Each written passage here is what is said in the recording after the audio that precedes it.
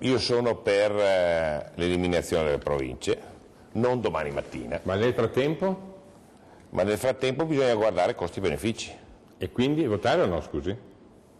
Guardi, io sono in una posizione talmente pacifica che sono fuori gioco, nel senso che a Vicenza non si vota, quindi posso dire quello che voglio, dica quello quindi che non pensa, faccio testo, dica quello che perché pensa. a un certo punto se Ma dica dovessi... quello che pensa. No, io non andrei a votare, Lei in maniera non andrebbe a molto, votare? molto tranquilla. Marotta che effetto le fa sentire un suo alleato? Perché, Noi siamo per l'abolizione delle province, però fino a che esistono bisogna cercare di amministrarle bene. E amministrarle bene vuol dire cercare di farsi votare per poter cercare di amministrarle bene.